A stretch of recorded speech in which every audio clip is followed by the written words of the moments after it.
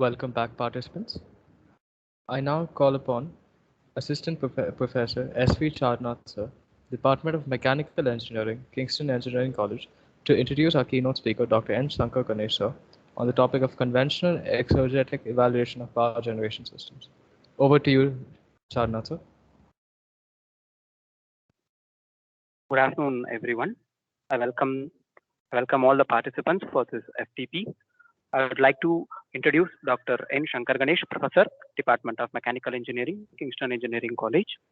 He has received his MTech in Energy System in Engineering and PhD in Binary Mixture Power Generation Cycle from VIT University, Vellore, in 2004 and 2014 respectively. Currently, Dr. N. Shankar Ganesh sir is working as a professor in Department of Mechanical Engineering, Kingston Engineering College, Vellore. He has published more than 50 research papers in various reputed international and national journals as well as conferences. His research area includes power generation system, cogeneration system, modeling of heat recovery systems. He had research association with power generation system for more than 15 years. He has published 3 patents and published an international book in 2019 and national book in 2020. Received funds from TNSC ST, that is Tamil Nadu State Council for Science and Technology, and AACT towards research activities.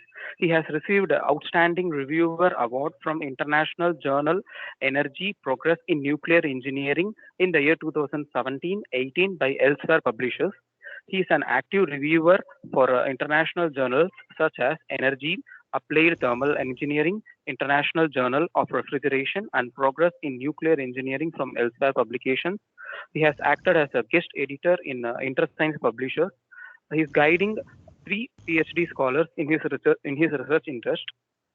He has developed a solar pump, binary mixture power generation, chainless bicycle along with his students, which he has published in Tamil Nadu daily news papers on March 9th, 2019 and 2018.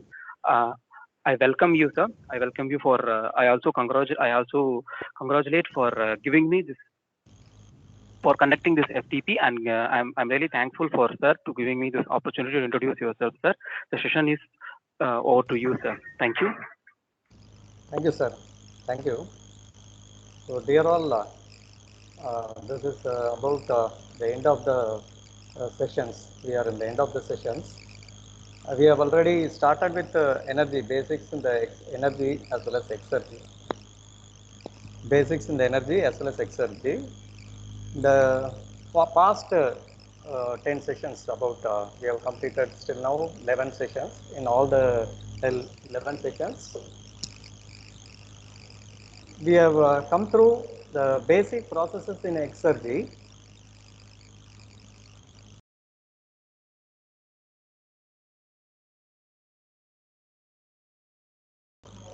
So we have come through the basic processes in energy as well as Exergy, and we have discussed about the various power generation systems. Actually, this title, what I focused is about power generation system, how the exergetic evaluation is going to be carried out in a power generation system.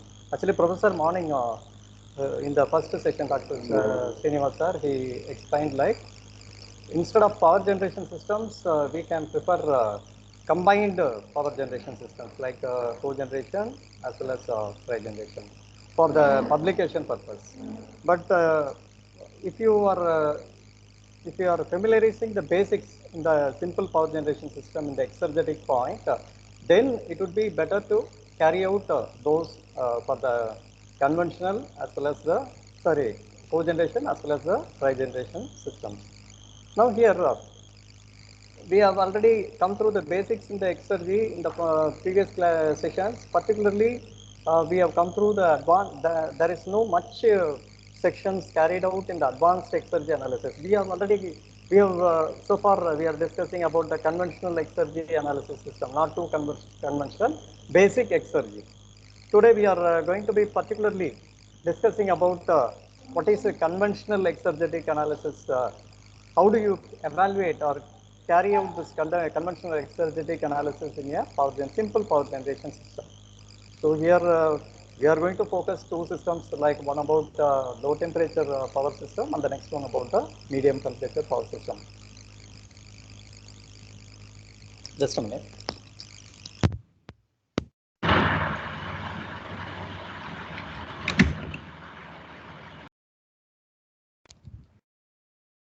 So we'll be discussing about three different power generations. We have already analyzed three different power generation systems for variable temperature sources like low, medium and high temperature. But today the general focus is not about discussing or analyzing any power generation system. Rather, we are going to apply a conventional exergetic evaluation.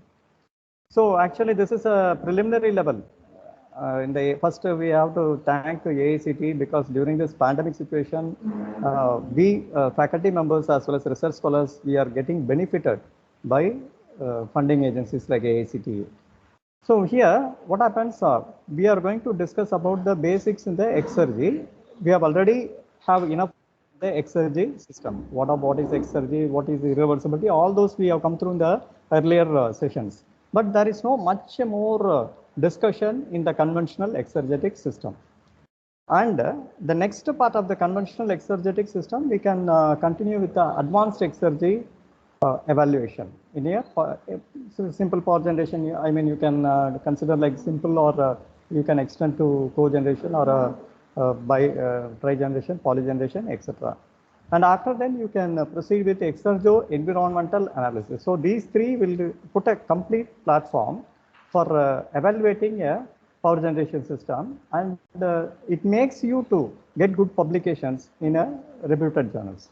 So even with the power generation systems, it is possible to get good publications. But the thing is, you have to work out, most of the publications, they've been focused on energy analysis. And along with that, they've been carrying out the basic exergy analysis. But additionally, if you put into conventional or advanced or exergo environmental, then it will add weightage to your work, and maybe getting published in a reputed journal will be easy. Now this is about the content of this presentation. Energy demand, why we have to choose about the power generation system, what is the necessity, why we have to go for exergo analysis or thermoeconomic analysis in a power generation system, and what are the variables. So when we are doing a research in a power generation system, we must be in a position to identify what are the various types of variables, decision variables, or else you can say it as parameters. So the next part about the energy, basic energy analysis, how the energy analysis is getting evaluated in a simple power generation system, then followed by conventional exergy.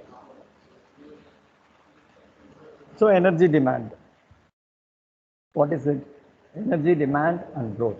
See, we know that worldwide energy demand is rapidly growing, because you can say population is one of the driving source.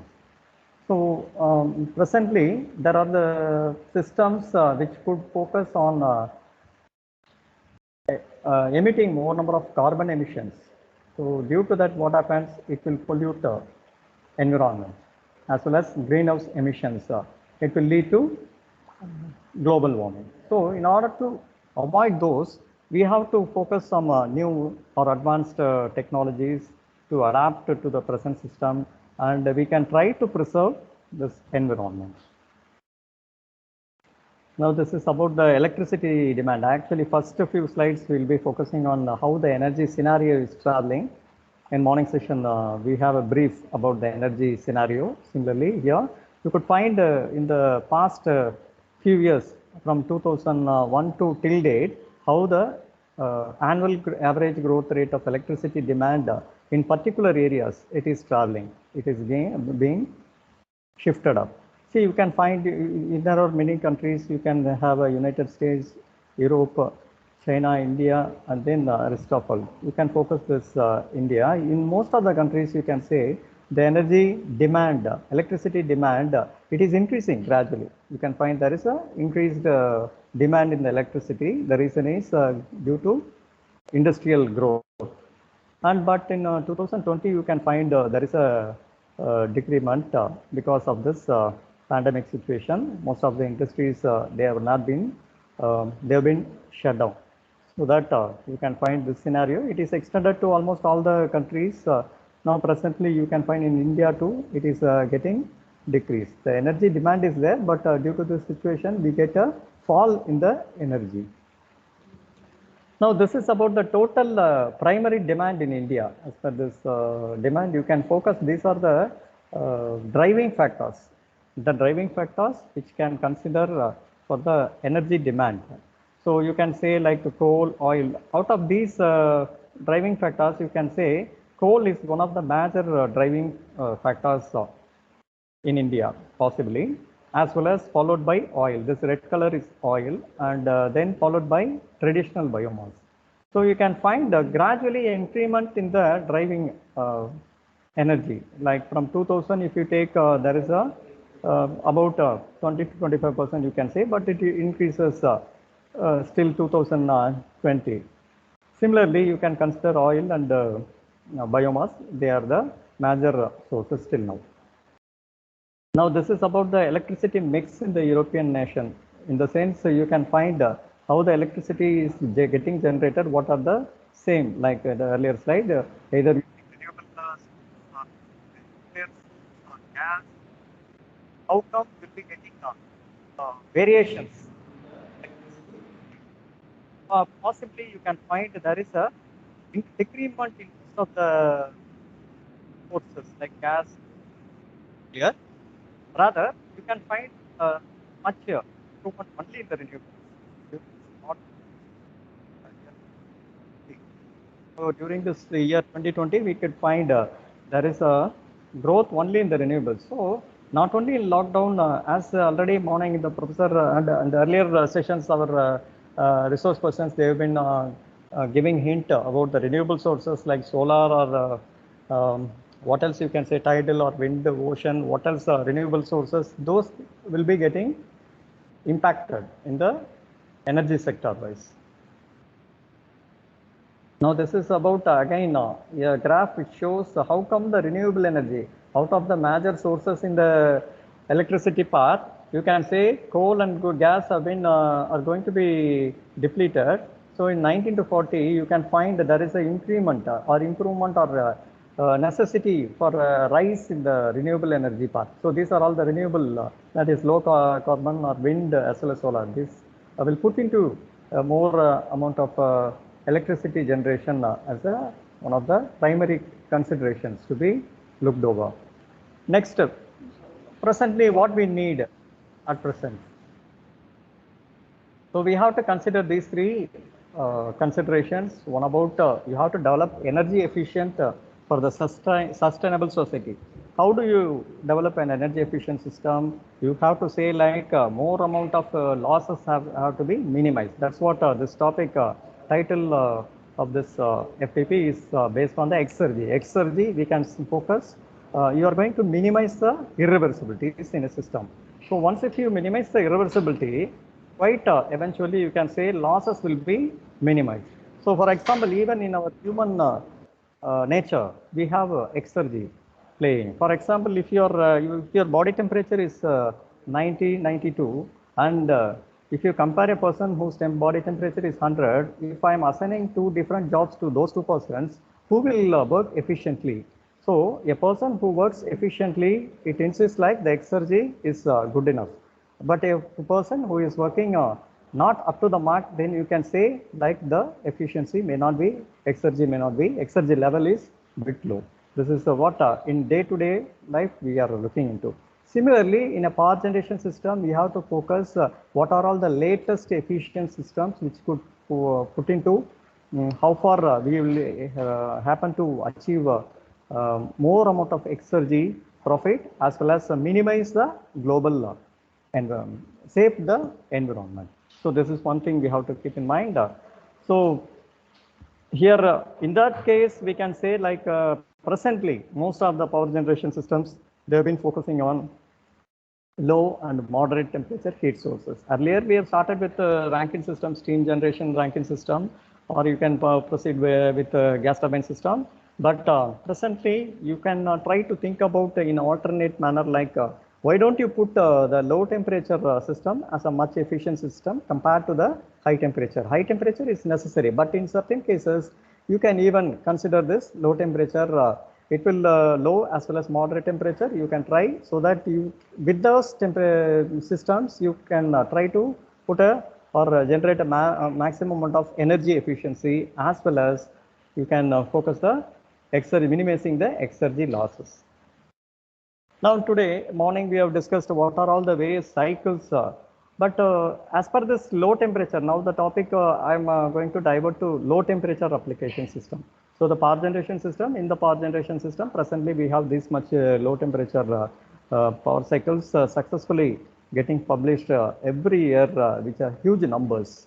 Like the starting you can have an organic Rankine cycle. I am not in a position to explain all these three because all these cycles have been already explained by the experts in the earlier sessions. So organic Rankine cycle is one of the competitors, you can say, to Kalina system. Actually, these two systems have more number of impact in the low temperature applications.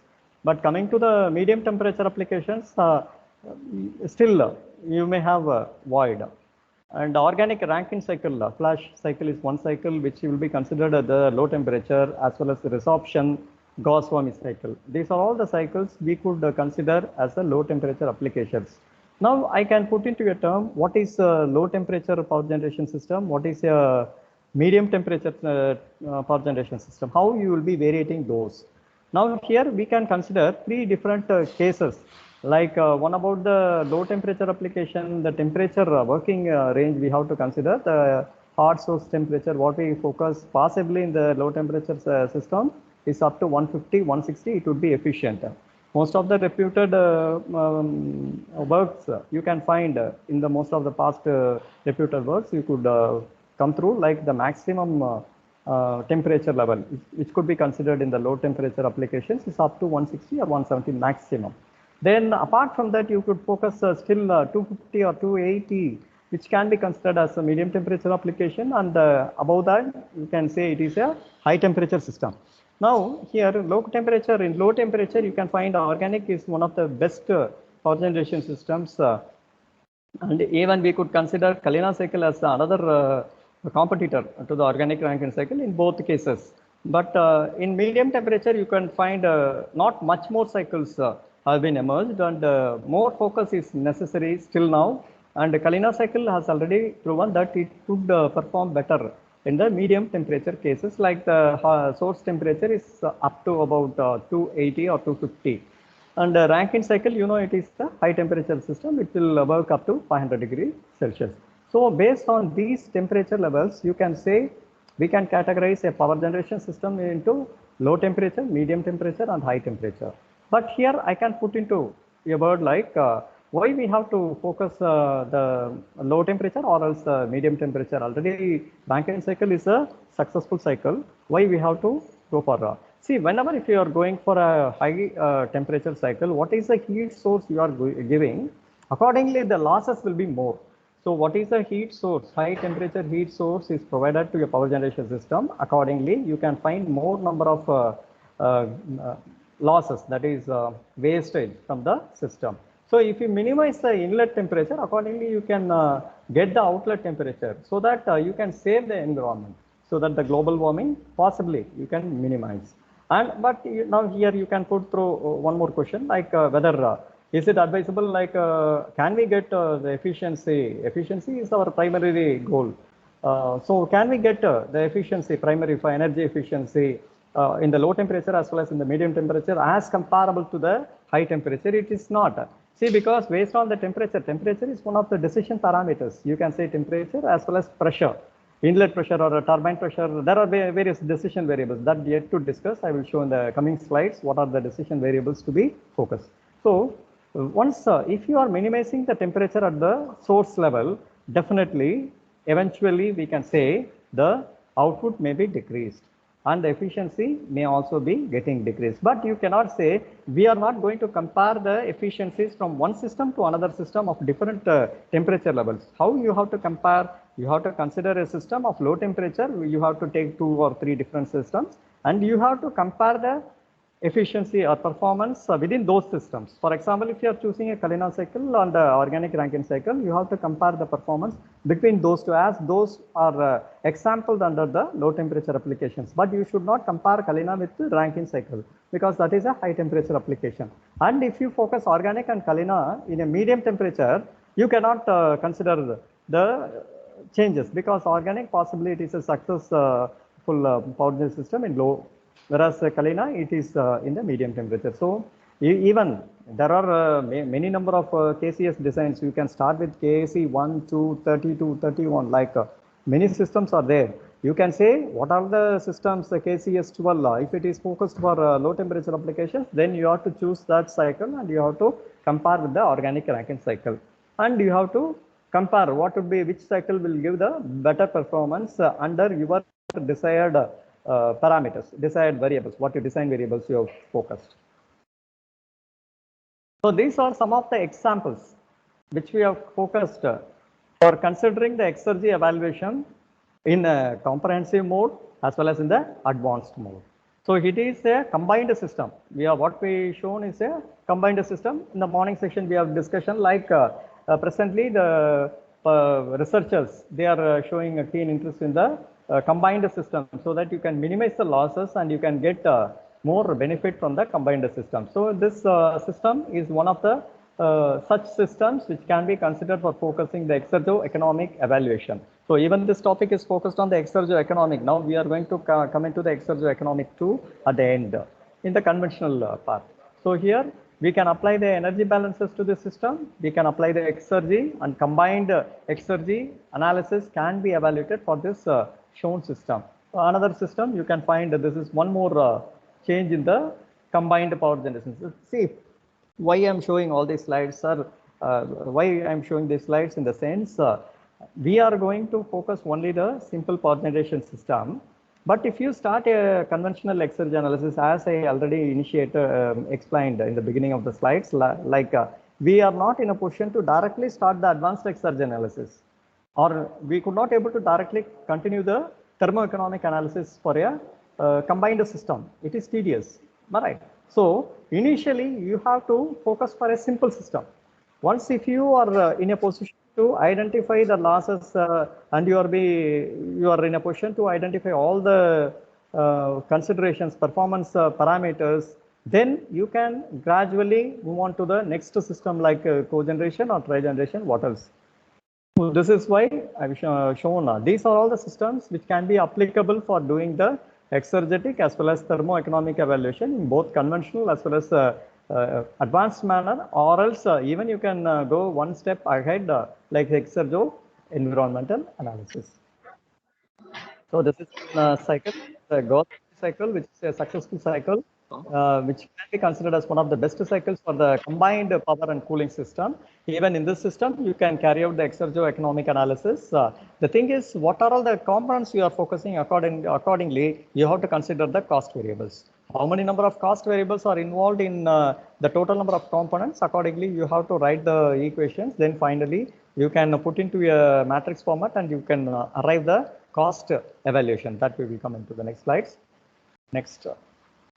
Now coming to the thermodynamics concept, as this is about the extension of the energy analysis. You have already discussed what is energy analysis. You know what is thermodynamics. You can say that thermodynamics is the science of energy and entropy. But in either you can even consider this as a first law and second law. See why this topic is focusing on the Exergy. Then we can say this is the first law of thermodynamics is a combined first and second law of thermodynamics. Like we can say, like we are going to complete a power generation evaluation system, means like we have to analyze both manner, in both the manner, like energy wise you have to solve the problem, and the Exergy wise we have to be in a position to address the problem for a particular power system. So this is why you can call the thermodynamics as in two formats, like energy and Exergy.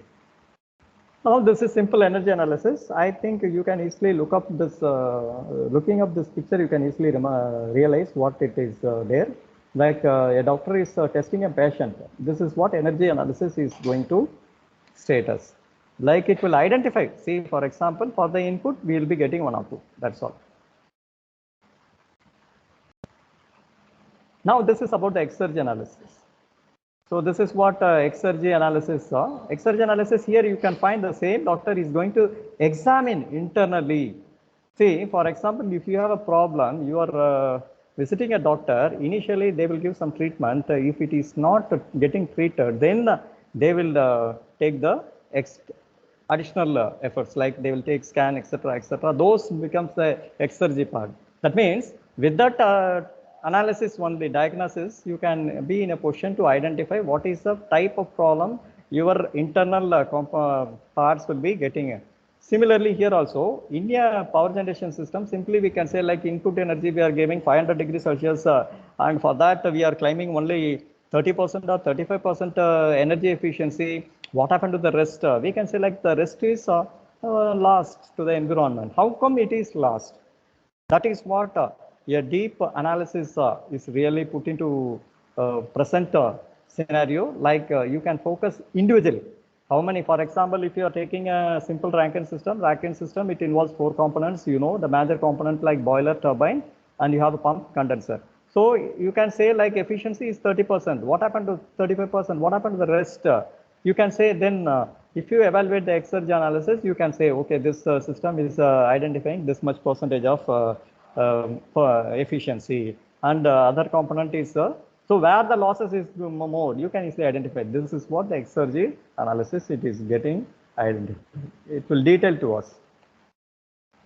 Now this is about the application of Exergy methods to energy systems. What is that applications of Exergy methods? Now the last day, yesterday, I think Dr. Murugabubudi sir has explained about these factors like Exergy. It is where it can be applied, in what are the sectors it can be focused. Yes, one about the utility sector, the next is industry, residence, transportation. In utility sector, what you can say? Fossil fuels related systems, as well as nuclear power plants, or else even you can put into the renewable sources, renewable energy types of systems. You can say wind energy, solar energy, all the sources. Then industry you can say power generation system, or else a smelting system, or else you can say like cement industry system. What else the system which generates more amount of waste heat, from that how come we can utilize the, or we can convert into another output. That is about the industry part. Next, residence also, even in residence, heater, solar water heater or dryer, we can put into the Exergy applications. Next, transportation, yes, marine, all the road transport, railways, all. So these are all the applications. Now you can put into the energy part.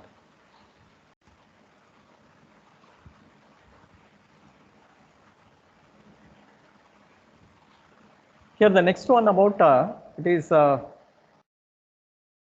what about the thing we are going to consider in our present topic today. What we are going to discuss, like one, we are going to do a performance assessment in a simple power generation system, low temperature power generation system. Next, it will be carried out by exergetic analysis to the same, and we are going to identify the losses. So this lecture, it will focus only these 3. So initially we will be evaluating a system, low temperature system. I'm not going to detail in the energy part, because as a title is focused on the Exergy manner.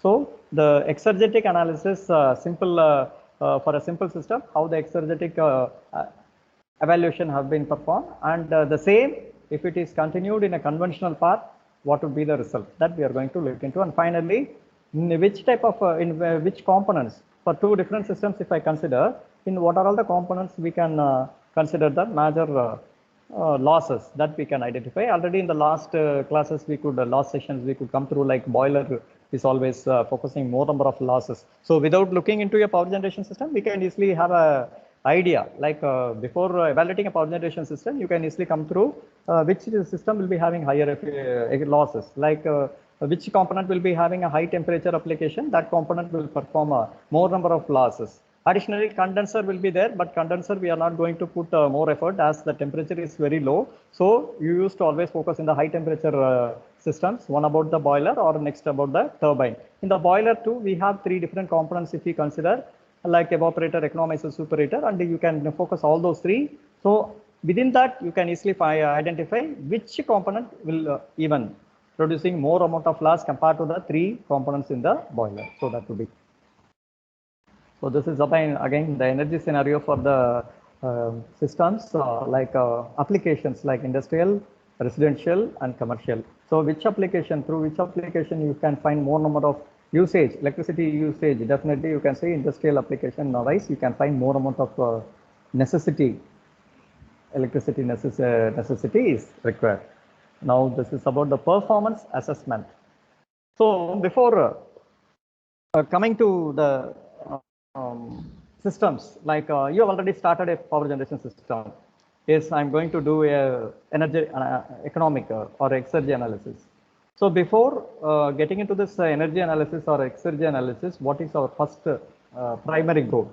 Like we have to find what are the decision variables, and after identifying the decision variables, what are the tools to be used? So the tools are very, very important, as we already discussed in the morning's afternoon session, like during the lunch session, professor has stated, like for doing an exergetic evaluation, we no need to spend any amount.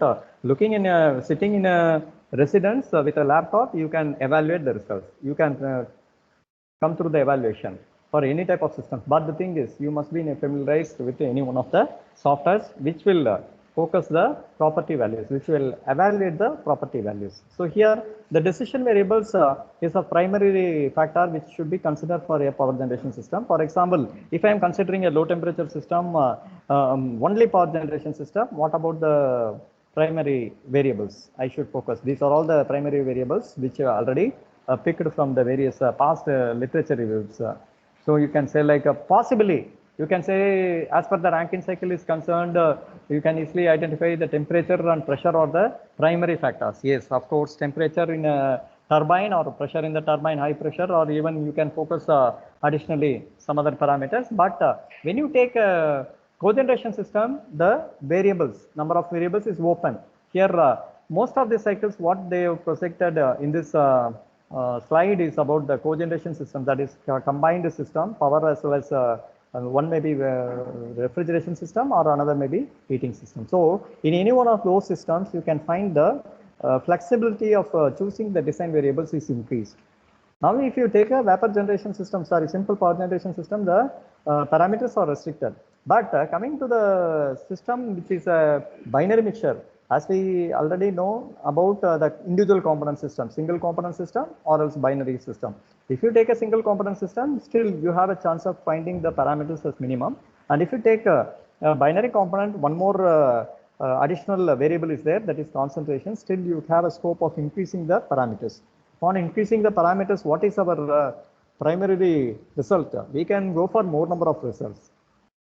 When you are doing a research in a power generation system, if you are about to carry the energy analysis or exergy analysis based on the parameters, you can go ahead with the more number of results. So this is one thing. And possibly most of the properties can be evaluated using MATLAB. Even in this work, what I'm going to project, we have considered MATLAB as well as Python as a programming for evaluating the properties. Or there are some inbuilt softwares like CoolProp or RefProp or engineering equation solver. All these softwares, they will have inbuilt equation. So if you give the input, possibly you may expect the output. If you take MATLAB, what is the next theme? If you choose a power generation system, you must evaluate the correlations suitable for that particular component. For example, if I'm choosing ammonia water mixture as a working fluid, then what should I do? I have to take the correlations developed earlier. Those correlations has to be considered in a programming and it has to be coded in MATLAB. Then I have to execute the result and I have to cross check the result with the published results. So that once if the error is less than 1 or 2%, then you can say it is acceptable.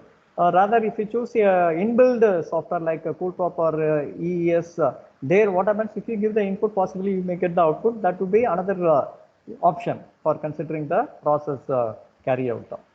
So these are some of the variables. See, you can find more number of variables in the combined system like cooling, cogeneration, or etc. So this is purely for Kalina system. Why I am focusing for Kalina system in the sense, in this part I am going to show the exergy analysis for a Kalina system. That's why I have shown this table. Here you can consider these are the possible variables I can focus. So if you take a research work, if you do the research work, you can give as many number of results as based on these variables. Even with the turbine inlet pressure or evaporator exit ammonia concentration. See, concentration will be playing a vital role in the binary mixture. So that is one thing. But accordingly, once if you are going for a binary component, you must be very, very careful about the results, because sometimes the result in the entropy level may not be getting matched with the correlations. So you have to be very particular, and you have this much number of variables. So there is no restriction in the variables. So upon increasing the variables, our results may be getting increased. So instead of putting one paper, if you analyze the same work and if you are applying more number of parameters, what you can say, you can split that into 3 different papers. So you can, but the thing is, you must be very familiarized with any one of the softwares. Now this is about the temperature range. Sir, that means what power system can be working up with what temperature range? That is our focus, because as we have stated in the earlier slides, like instead of going for a high temperature, low and medium temperature have been put into effect presently. So more focus is there. And these are the cycles you can focus for the low temperature as well as medium temperature. The source temperature is the input temperature is the low temperature. You can find 120, 90. Morning also one of the participants he raised question like what would be the lowest temperature we can consider. See, 85 is one of the lowest temperatures which has been focused in ORC. But Kalina we cannot focus less than 80. Possibly you can consider, we can consider 70 to 150 for low temperature or 160, and then even you can continue with about 250 also for the medium temperature.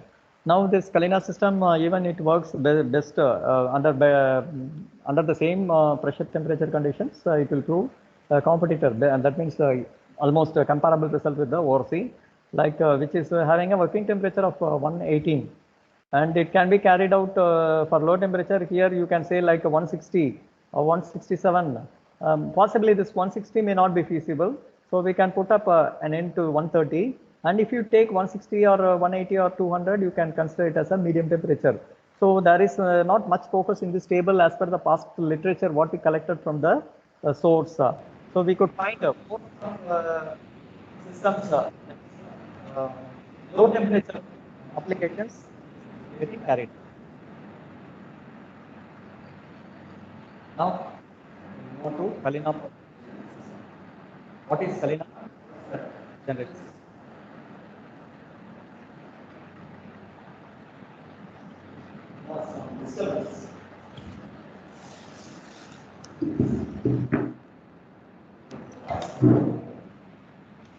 Is it clear?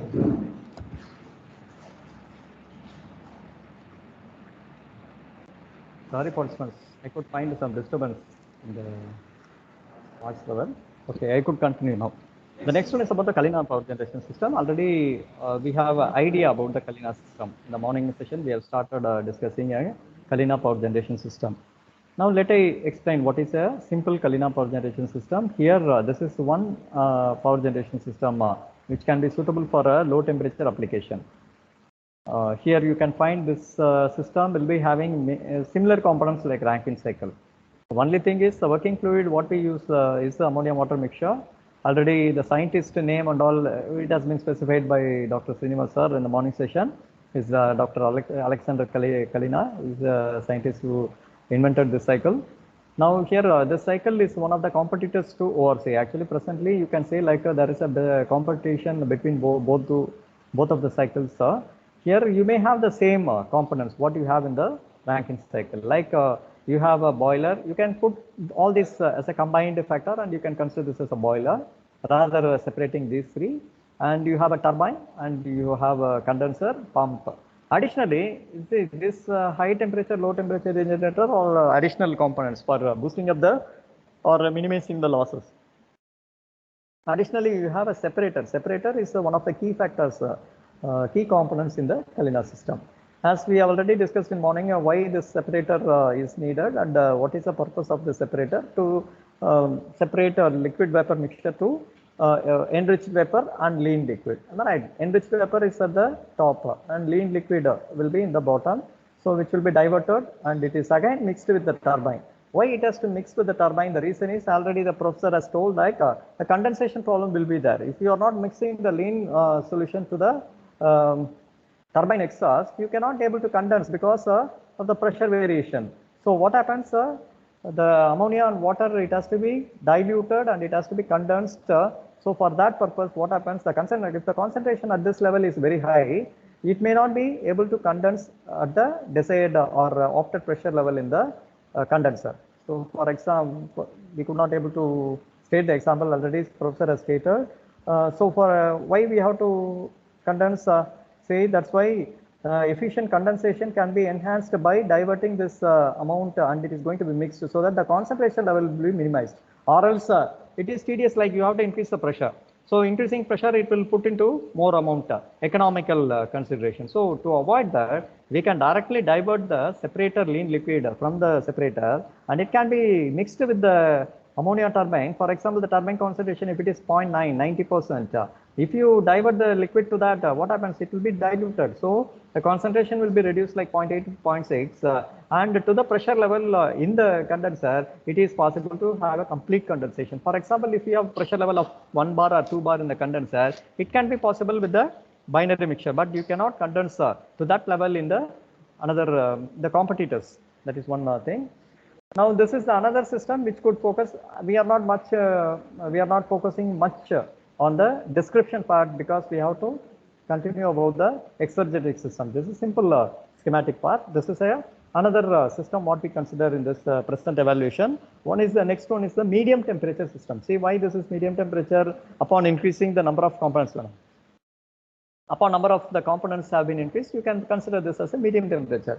And what is the temperature range here? We consider approximately 180, 190, even 210, up to 210. You can restrict to the turbine temperature. Here, let me consider about 150, maximum 150, 155 degree. So that is the thing. Here, what is the change? Another change you could consider in this system is like you can divert the separator mixture. See, you can find this is the lean liquid coming from the separator, which is not the entire amount of liquid is going to be diverted and it will be coming circulated. Rather, some amount of portion only will be diverted to the mixture. Rather, few amount partially it will be considered for recirculation and it will be moving on to the mixture. What is this? So this is mixture 3 possibly. Here you have mixture 1, this is mixture 3.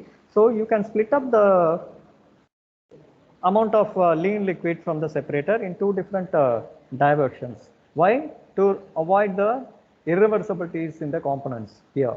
So to reduce the irreversibilities and also to increase the mass flow rate, you can even focus this. Here the one advantage of this system is it will have a very high efficiency compared to the other medium temperature application systems. Even researchers are going on in the medium temperature applications in the competitor cycle. Now the energy analysis. After considering this cycle, we could carry out the energy analysis. Energy analysis, you may be much more familiar how to apply the first law, mass balance, energy balance to the components of the system. How many number of components are there? Accordingly, you have to consider the mass and energy balances. See here, if you take the system, you can find some 12 or 13 components. Accordingly, for all the components individually, you have to put the mass balance and the energy balance. Now, once evaluating the mass and energy balance, you can analyze the energy part. Energy part in the sense you can get into the evaluation of the first law efficiency as well as the output. What is the first law efficiency? It is output by in. What is the output? You can say this is the output turbine work and pump work. See here, this is turbine work. This is the turbine part and this is the summation of pump works. If you have one pump as in the low temperature application, you could consider only one pump. If number of pumps have been increased, accordingly you can put the adding up the pumps. And the heat supply, here in this system you can find this red line is about the heat line, source line. So here this red line which is connected to how many number of heat exchangers, accordingly you can add up the heat addition part. See, this is passing through heat exchanger 1, 2, 3 as well as it continues to 7th heat exchanger and there is another loop which passes through the heat exchanger 6. So you can sum it all. This becomes the total heat. So it is about the energy analysis. Now I can put into a question like, is exergy analysis efficiency, not analysis. Exergy efficiency is more than the energy efficiency. Actually, this is the energy efficiency. Kalina cycle efficiency, first law efficiency is the energy efficiency. But the Exergy efficiency is quite more. You can come with the answer at the end of the session if you let me know why the Exergy efficiency will be more than the energy efficiency. For example, for this system, if you are generating energy efficiency of about 35 or 20%, as it is a medium temperature, 20 or 25% or 18% if you are getting, Exergy efficiency may be higher. It may be about 40 or 50 or even 60. Why it is higher? That we have to consider. Now, based on this energy analysis, we are based on the decision variables what we have considered in the earlier slides. We have come through the graph we can exhibit the result. What about the result here? This is one simple result. You can find about the variation in the cycle efficiency. So the energy analysis, what it identifies, it says like how the efficiency, energy efficiency is considered for the given input. What is the maximum percentage it could consider? It never ever state like where the rest losses will be incurred in the components. So this is the energy part. So you can say like for the given input, the maximum performance what we could perform with the system what we consider is about 15 or 16% for this system. So they are this parameter. For example, if I consider two parameters like ammonia concentration at condenser and heat exchanger outlet temperature, for these two parameters at this variation, I could get ups and downs in the path. But if I increase, I could consider the increase in the concentration or temperature. This is the outlet temperature, means separator temperature. So this temperature, if I increase, again I could consider more amount of vapor will be generated in the turbine. So if more amount of vapor is generated in the turbine, eventually you can find more output. Accordingly, the efficiency will be improved. So that the efficiency will still get improved. And still, what is the maximum limit I could perform in this system? See here, up to 66 to 76, I could get a higher efficiency of 16%. So, as per the statistics of the low medium to high temperature system, you can try to exhibit about 16%. Now, I can put a statement like, if you consider a Rankine system which is working for a high temperature application, there you can say our power efficiency is about 35%, our first law efficiency. Now, if you compare this system here, you can easily say like this system is giving an efficiency of 16%. Yeah, this is then you can say based on this efficiency, it is medium temperature. If you take a same evaluation for if you investigate a low temperature application system, definitely it will result efficiency of 8% or 9%. Possibly you can get 11%. So this is about the energy efficiency values. So if you are in a position to evaluate a power generation system, we must first think about what is the efficiency range we could get in the first law part. And then we must be in a position to identify what would be the efficiency range in the Exergy part. Without knowing these factors, if you continue the thing, what happens? We can even give the false results. And how do you compare these results? So, sir, I am getting 16%. How do you compare? If I am getting a 16%, whether is it right or not? How should I compare? I have to compare with the Carnot efficiency. To this system, if I apply the Carnot efficiency, if that efficiency is greater than what I am getting here, then our result is fine. If it is not so, then we can say the system what we the procedure what we consider is not right. The methodology has to be revised. So after completing the energy analysis, what is the next part? We have to think about the irreversibility analysis. What is that irreversibility analysis? In the morning session, we have discussed second law analysis. Second law analysis is about the irreversibility analysis.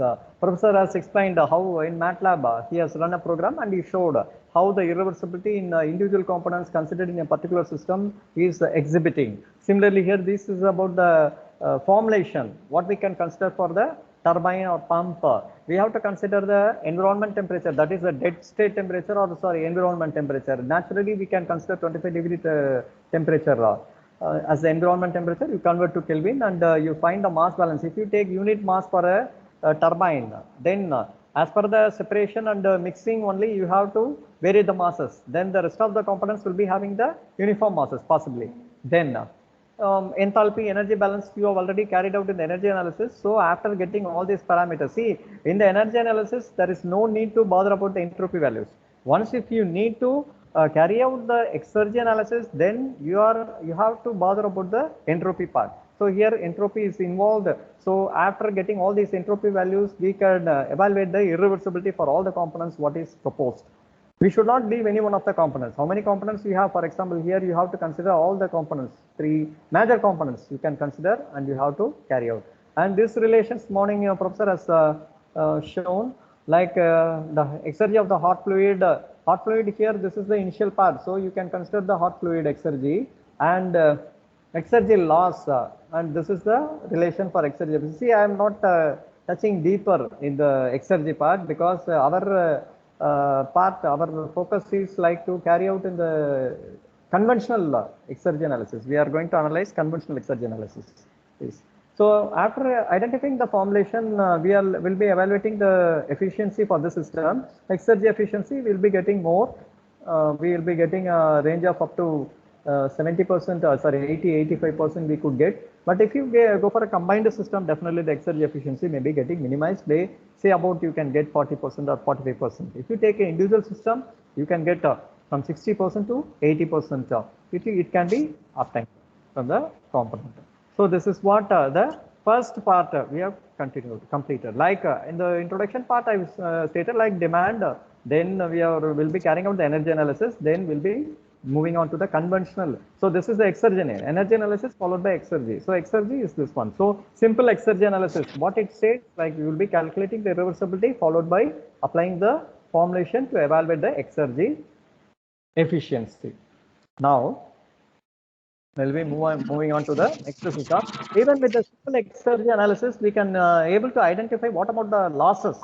Sir, you are telling always losses. How do I minimize the losses? What about this graph, this table, this figure it shows how the losses can be minimized. See, the losses, you can find the losses in the turbine. For example, it is 31% here, it is 21%, 28, 25, 26. See, losses are minimizing. Am I right? So here, how it is minimized based on the decision variables. That's what decision variables or parameters. It plays a vital role in identifying the losses and try to minimize the losses. So based on the pressure, temperature or parameters, what we consider, based on that itself, you try to boost up the performance. So with the given values only we have to consider. Without that, we no need to go for additional input. Now this is about what? See, in this system also you can say like major components where you get more amount of exergy losses. You can say turbine, and here this is the heat exchanger, one of the heat exchangers. So possibly where you could find more amount of heat temperature applicable to a particular component, in that case you could consider more number of losses. Then our intention is to minimize the losses by using these parameters. We try to minimize the loss. Yes. Now we will be moving on to exergy analysis. So presently you can find more number of publications in the conventional as well as advanced exergy analysis.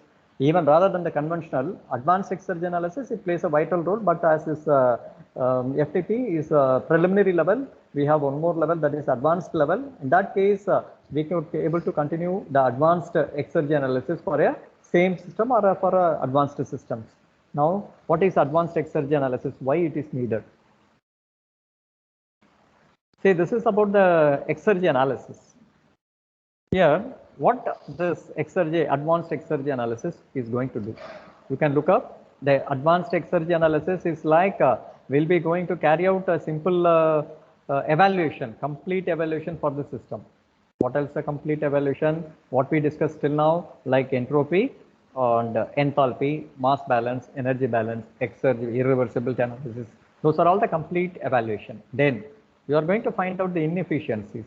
Which component will be having a lesser efficiency, or else destruction is more, exergy destruction. To a particular component, you can consider the exergy destruction may be high enough. So you have to focus that. And next, you will be giving some suggestions how to reduce these inefficiencies. So this is about the exergy analysis.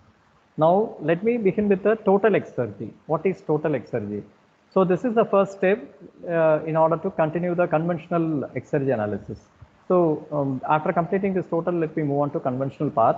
Now the total exergy, as why I am jumping to this slide, in the sense already morning we have discussed what is kinetic exergy and what is potential exergy. Am I right? Potential, physical, chemical. These all considered as total exergy. Morning we have discussed only the kinetic and potential, but physical and chemical are to be involved in the evaluation of total exergy. And here I can put like thermomechanical exergy. What is it? Thermomechanical exergy is a summation of these three, like mainly physical exergy, kinetic exergy, and potential energy exergy. All these three can be even considered as the thermomechanical exergy. And if you add this thermomechanical exergy with the chemical exergy, it will be called as a total exergy. So this thermomechanical exergy is a physical exergy. And if you sum up those two, physical and chemical, it will be considered as the thermal, total. The physical, it will be even splitted into thermal and one more thing, mechanical. So the physical exergy, even it can be considered or converted into thermal, mechanical. So summation of thermal, mechanical and chemical, it put together into a picture, what if you name it as total exergy. What is physical exergy? Morning you have discussed explanation by the professor, like physical exergy, you can say like it is a maximum useful work. Am I right? Now here, the physical exergy is focusing on the pressure and temperature. If you have a deviation in the pressure and temperature, then you can say the exergy, what we are focusing is the physical exergy. And here you can say the physical exergy is divided into mechanical as well as thermal. So if you consider a system which is focused with pressure, it is a mechanical. If you consider a system which is focusing with temperature, it is a thermal exergy. So summation of those two, it put into physical exergy. Here usually when you evaluate cost analysis, so thermoeconomic analysis, we are doing a thermoeconomic investigation in a power generation system. We will be generally evaluating, ignoring the thermal exergy and mechanical exergy. Like I'll show one equation. So this is the equation. Like this is about the part like C2. What you can say, this is the equation. In this equation, you can say, before using this thermal and mechanical, only if I sum up the physical and chemical exergy, this will be the result. Rather, if I consider thermal and mechanical in the physical exergy, how many number of equations, constants you may find? See, you can go ahead with more number of constants. Here you may find only 4 constants. The C is the constant. Constant means cost factor. Z is also the cost factor. It is the investment cost. It is the cost for the exergy. So here you can find 4 to 5 values.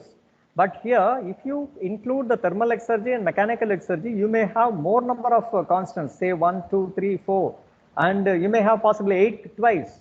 So here it will be a burden to us to solve all those. So to minimize that, in most of the cases, this physical and this thermal and mechanical is getting ignored. Now let me consider a physical exergy for a closed mass, that is control mass, closed system. You can find this is about the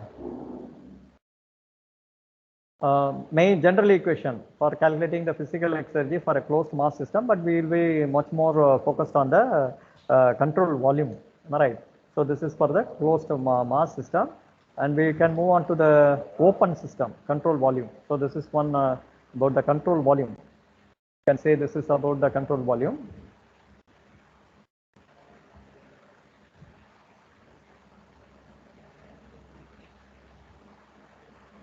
Yeah, this is about the general equation, what we can focus for calculating the physical exergy for the individual components.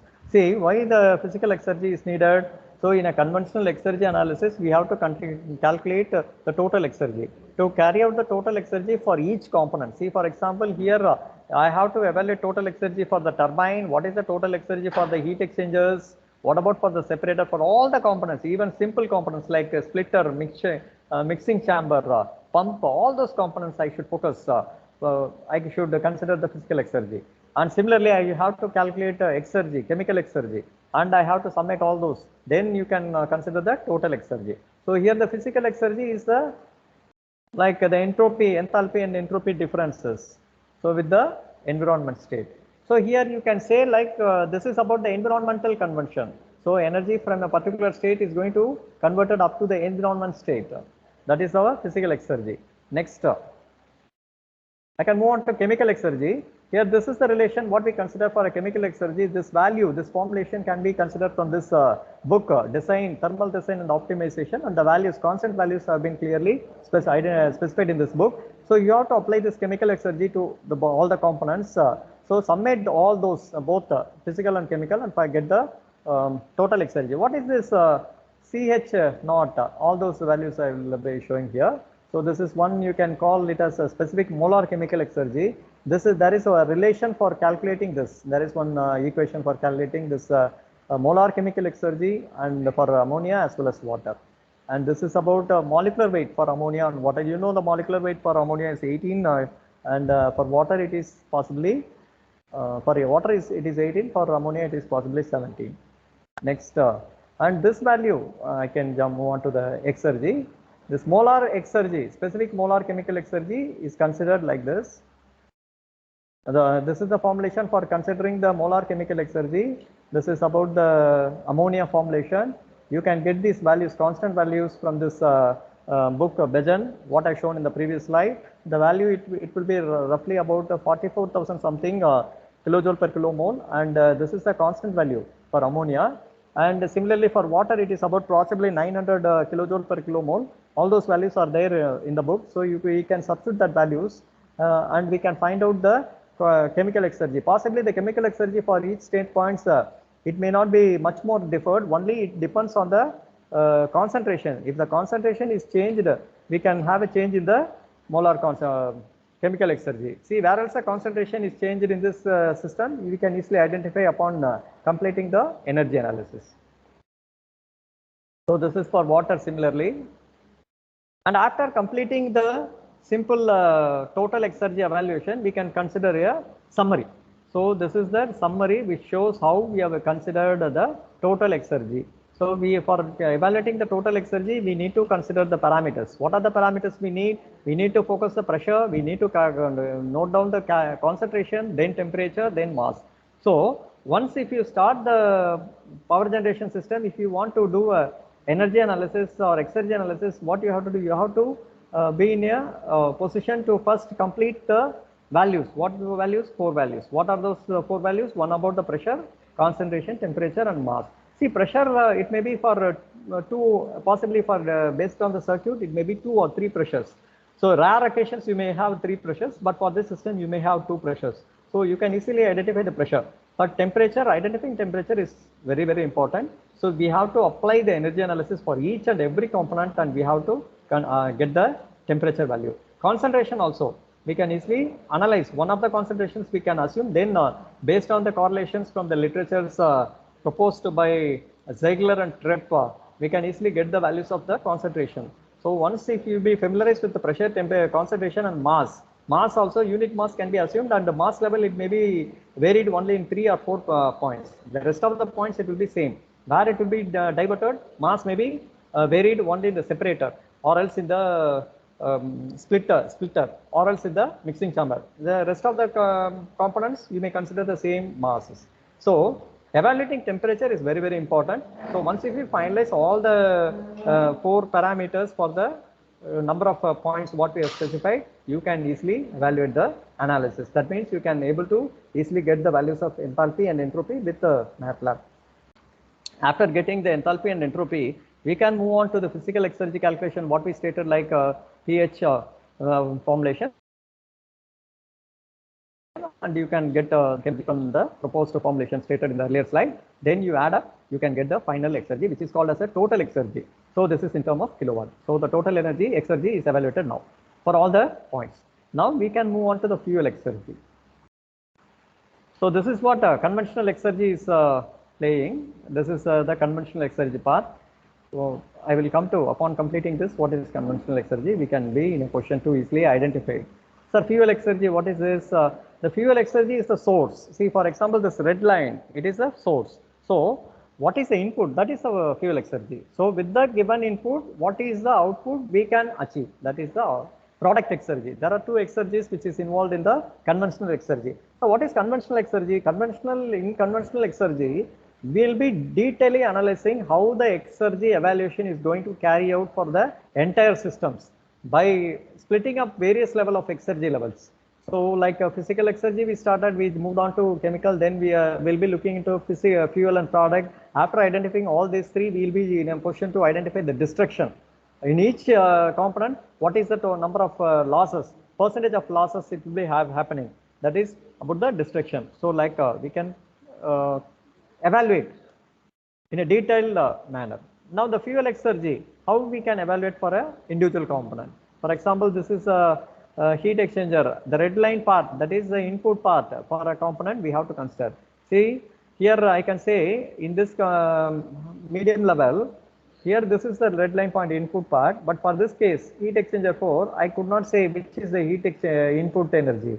Is it from 3 to 4 or this is about 17 to 14. You can say, is it from 17 to 14 to 17, or 3 to 4 is the, sorry, 2 to 3 is the input energy, fuel exergy. How do you conclude? Like you can consider the stream moving in the downward direction. That is the fuel exergy. Which moves upward is the product exergy. So this is the fuel exergy. This part is the product exergy. What is the relation for getting the fuel exergy and product exergy? The difference between the input and exergy, output exergy levels, that is the fuel exergy. For example, this is the heat exchanger 1. How do you evaluate the fuel exergy for this component? Now this is, you can first understand what is the fuel exergy. Here this is 25 and 26 the streams which is moving down. So this is the input hot stream, and this stream 19 and 20 are cooling streams. So you can say the exergy energy is traveled from the stream 25-26 to 19-20. So in this manner you will be getting. So this is the fuel exergy. So I can take the total exergy difference between these 2 points. For all the components, this is quite similar. So here also in the mixture turbine, what would be the fuel exergy? Is the output is the product exergy. So exergy 1 and 2 is the fuel exergy. Whereas for pump, it is vice versa. So work input, it is work output. Work output. Here work input is the fuel. Am I right? So here the mixture turbine, you can consider this is total exergy total 1 minus 2. Next we can move on to pump. In the pump we can consider work input. Am I right? Yeah, this is about the fuel exergy. Next you can move on to the rest of the components. You can look up this system. What are all the minimum components, the least components? All the components should be considered for fuel exergy analysis as well as chemical exergy in order to complete the total exergy destruction. So this is about the formulations for the components involved in the present system. You have so many components. So all the heat exchangers you can consider like this. So here this is the heat exchanger 5. Here I can say I could not able to find the red line, that is I could not able to identify the energy, higher energy, but you are in a position easily to identify the 0.8 and 9 is the input stream. So I can consider that as a fuel exergy. Similarly, I can go ahead with the rest of the components. And coming to the mixing chamber, here 2 input streams are going to be converted to 1 output. So those input streams are 4 and 6. So that I can consider those 2. I can summate those 2. Exergy 4 and 6. If it is summed up, you can consider the output. Similarly, in the mixing chamber 3, we can consider the same. Separator. What is the output?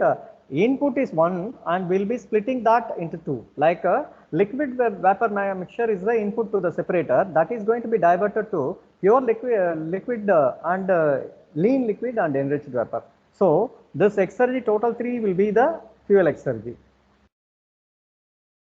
Then for the splitting chamber, what happens here? 5 is the main stream, that is the fuel stream, which is going to be separated into 2 streams like separator. So this is the fuel exergy. So similarly, I could consider all the fuel exergy terms for the components involved. And in condenser, I can say that for exergy 4 and 5 is the fuel, because cooling water may not be the hot stream. It is a cold stream. So hot stream is the output of the turbine. So that is the thing. Similarly, I could evaluate for the low temperature. These are the evaluation for the low temperature systems. Earlier we have evaluated for the high temperature. Similarly, we can consider the evaluation for the low temperature system. We can apply fuel exergy and product exergy. Now let me move on to the product. Still now we have completed fuel exergy. What is product exergy?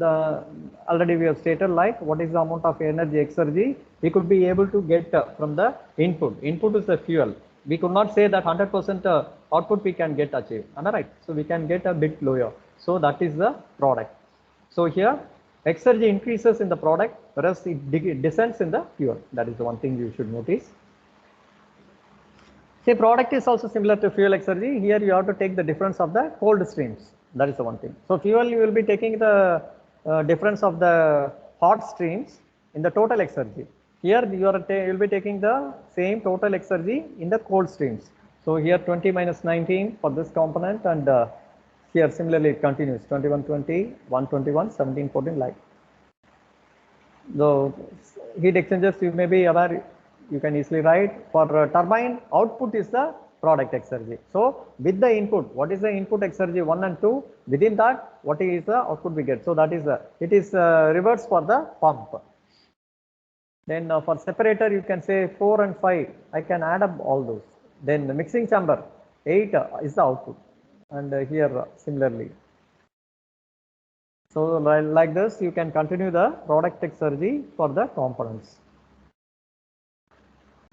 Exergy of product for the low temperature power generation system. This is one system, and we'll be continuing the low temperature power generation system. We'll be continuing the thing throttle valve. Here one component which is not considered in the medium temperature application is the throttle valve.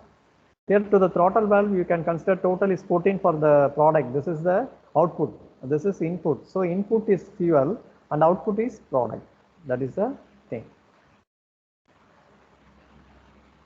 Now Exergy destruction, what it states, what is Exergy destruction? Now look up this. So it is generally speaking, we can say it is a difference between the fuel and product, that we can say. Why the Exergy destruction is important? That is put into the mind, like it shows irreversibility in the components. How come it shows irreversibility? You can say here, look up this component. See, for example, this is one such diagram which has been plotted for a particular system, like you can assume medium temperature or high temperature system. You have plenty of components, and out of the components what you have shown, we have considered two components which could get a more number of losses, that is the destruction. So here, for example, percentage wise, it can be considered 30%, 9.4%. So the losses, it can be detailedly analyzed in terms of destruction. So this is about the Exergy destruction, that is irreversibility, which has been detailed by splitting the Exergy concept into fuel. And see why we are going to this fuel product. See, similarly, this is a conventional. Conventional is you are going to consider minute changes. You are going to split up the Exergy concept into multiple levels, so that when you split up, you can get more number of energy we will be getting squeezed, more number of output what we get trying to find, it is getting squeezed. Say, if you have considered out of this analysis, I am finding that turbine or mixing chamber or heat exchanger is showing higher losses, then is it more than enough for us to conclude? No, it is not so. As per the conventional Exergy, it will give in a detailed scenario compared to the previous case, but still I need to find what are the components, root causes in the components which find more number of destruction. For that, I can consider the advanced Exergy analysis. In advanced Exergy analysis, what can we do? We can be able to analyze still more how this Exergy is going to be splitted up, that is splitting of Exergy. So how the Exergy is getting destroyed. So in detail, you will be splitting into the splitting the conventional into advanced part, like you are converting to endogenous, exogenous, and you will be analyzing in deeper how you will be getting the final losses. So this is about the Exergy destruction formulae. You can say this is about the total inlet input and total output Exergy. That is, this is one way of defining the Exergy destruction. But when we consider the system, practical system, we can show the fuel difference between the fuel and product, because that is the input. And with the output input, what is the output we will be getting? That is the difference. So that is the destruction. So this is the Exergy destruction for a system. So when we consider this heat exchanger, I can say like Exergy destruction is fuel and product. So we know already in the earlier slides we have been discussed about what is fuel Exergy and product. So fuel is 24 minus 25. This is the total Exergy of those two streams, and that is the hot streams. And this is about the cold streams. That is what we can consider input and output. Input is the hot stream, output is the cold stream. So that is the differences of those streams we could find the exergy destruction. You can continue the same for all the components to this system. You can see once if you have completed the fuel exergy and product exergy destruction is just taking the differences of those two. You can easily evaluate and you can find what is the exergy destruction, and this have been continued for the low temperature application too. See what are the number of components you have, accordingly you can write the equation and you can sum up the exergy destruction. Now here we will be discussing what is conventional exergy analysis. You can find about the statement. So here it clearly identifies what is the component which will produce more amount of exergy destruction. Particularly this conventional exergy, it is one way of identifying more number of losses in a system. So in a specified manner. So in the earlier case, we can easily say the exergy efficiency what is got is this much percentage and losses is this much, but we could not able to analyze still more. We have splitted now the exergy into fuel product, and then we have started finding out the destruction. So this is the conventional exergy part. Still we have not only the conventional exergy role is here, still we have to identify some more parameters. Then it will be also in a position to identify and give the suggestion to improve the component. That is main thing. So conventional exergy, with that you can identify the component and you can tell what about the causes or what are the factors to improve. But I could say like in conventional exergy we cannot give a clear cut or open decision like for these are the factors to improve. Rather, if you do the advanced exergy analysis, you will be in a position to identify the exact picture. Then exergetic efficiency. So after considering the evaluation of destruction part, then we will move on to the exergy efficiency. Now you can consider the whole system components and you can tell what would be the total number of percentage of performance level we could achieve from the input source. So you can say if this component is 92%, I can say like from the input level what we get in, accordingly we could get the output. So 92% is a very excellent, but rather here you could find even some components will be having minimum value. That means 40%, 50%. Then that component, particular component will be in a position to go for a performance evaluation again and again by changing the decision variables. So this is about the physical efficiency, exergetic efficiency. It is in terms of conventional exergy analysis, we can say it is the ratio of the product to fuel. So this is the formulation for the components involved in the low temperature, medium temperature application. You can put all the factors and you take the product to fuel so that you can get the evaluate the exergetic efficiency for all the components involved in the both the cases for low temperature as well as medium temperature. Next, exergy destruction ratio, what it would be?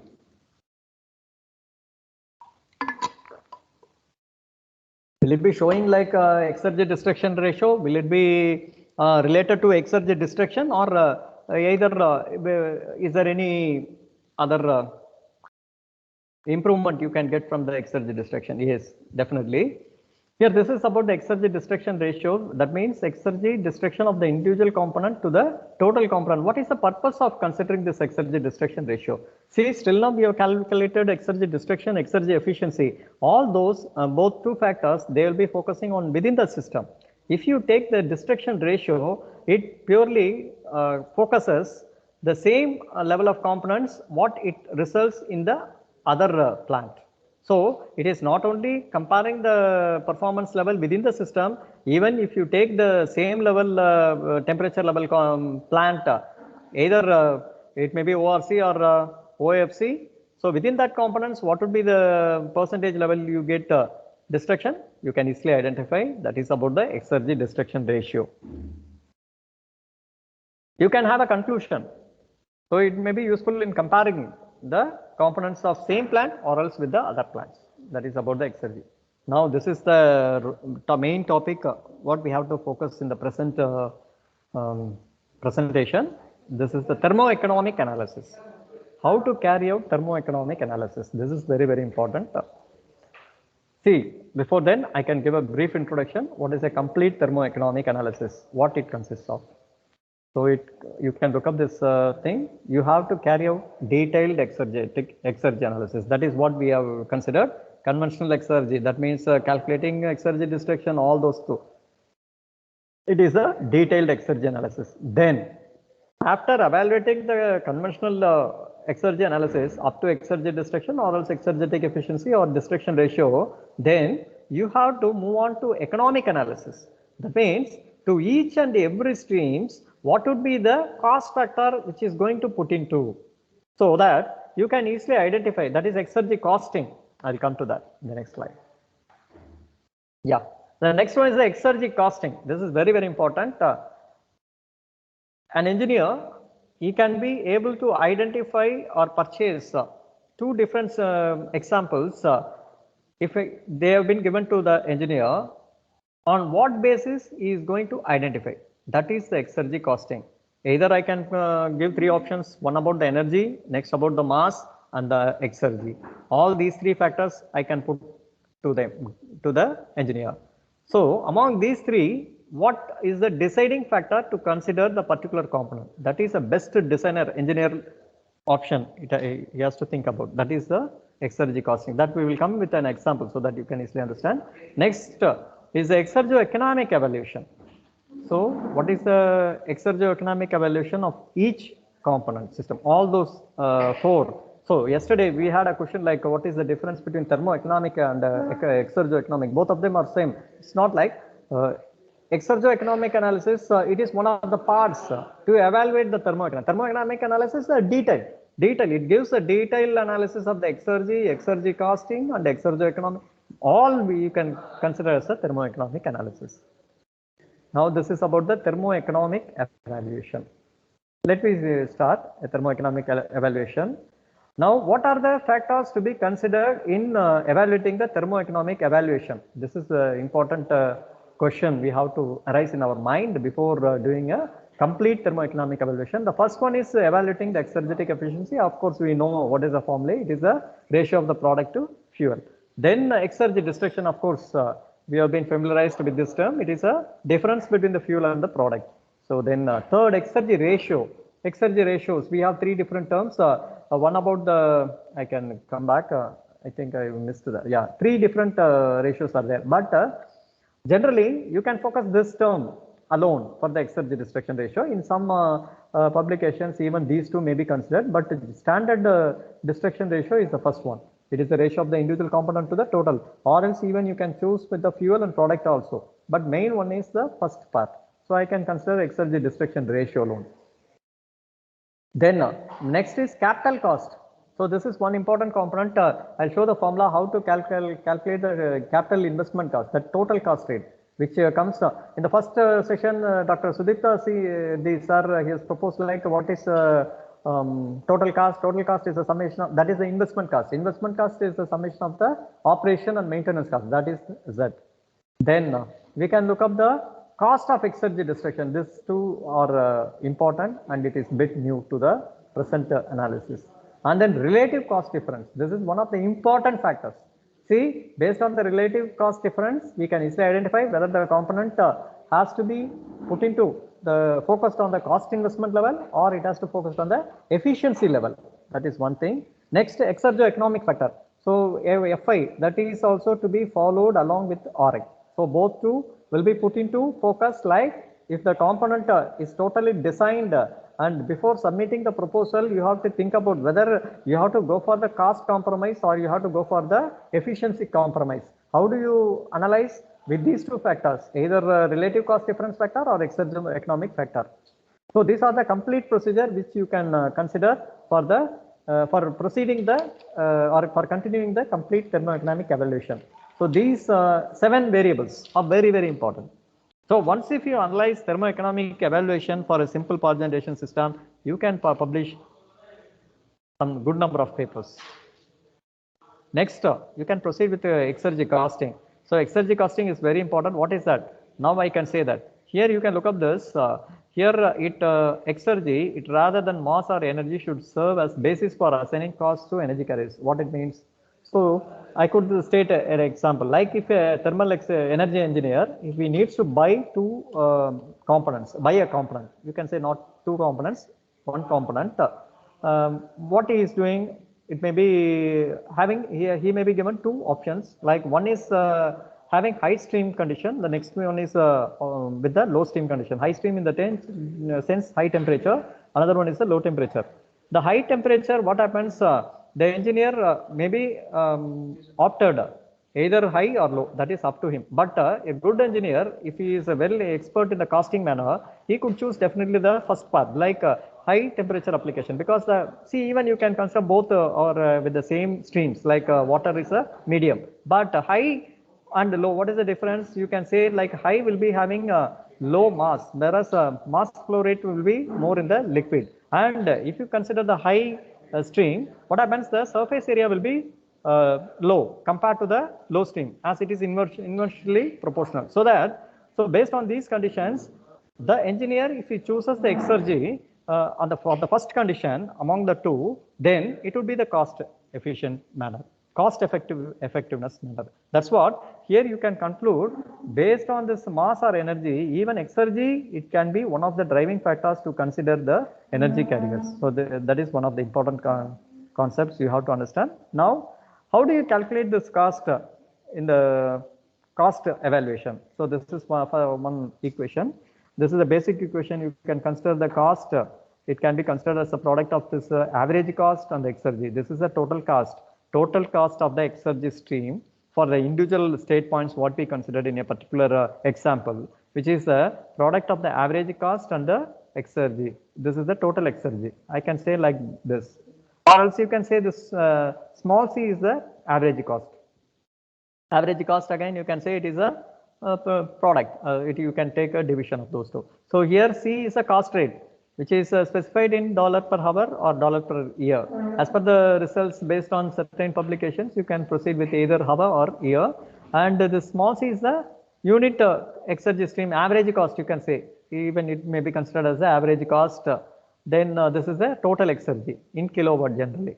Now let me consider the total Exergy, how it is going to be considered for the components, individual components. So this is what we have already discussed, like total investment cost. Capital investment cost is the summation of the operation and maintenance cost. Am I right? This is the capital. This is the total investment cost. Total investment is first, you can split into capital investment, that is CI, and this OM is the operation and maintenance. How do you evaluate the CI using this relation? This is the capital recovery factor, and this is the number of years, and this is the cost factor for the individual component. This you may have correlations for getting this value, and these two can be assumed a particular value within the range what is identified in the literature. So this is the annual planned operation hours based on the literature. It may be either 7,000 hours or 8,000. Up to within that range you can choose. And CRF, that is capital recovery factor, you can find using this relation. This is the interest and number of years. K is the interest. What is the interest you consider? Say for example, if it is 15%, then N, it is number of years, you may consider 20 or 25. Accordingly, the CRF value may be changed. So using these values, we can evaluate the capital investment cost. Next, we will move on to the maintenance and operating cost. So this is the formulation for calculating the maintenance, where this gamma is the weighting coefficient, which can be assumed as 0.1. This is obtained from this literature. What is shown here is the literature where we picked up the formulation. Then ZK, I will tell this is the total cost. How do you calculate the total cost? It is the product of this value.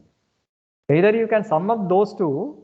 Based on the literature, we can say the total cost, it can be considered in two different options. Either you can sum up CI and OM. What is that CI? Just now we have looked about, it is a capital investment and operation maintenance. With these two, you can, when you summate these two, you can get that result, or else even you can simplify and you can directly use this relation for evaluating the total cost for a particular component. Now here, what is Zi small? Here this is capital, this is small. How do you evaluate the small? Again, I can say that Z is the average. Whereas you can consider the small, it is the average, but capital is the total. Now let you find out, how do we find out the purchase equipment cost? That is Zi, small I. You can consider this as a purchase equipment cost. That can be even considered as a relation. So here these are the assumptions what is put into this equation as considered from this literature.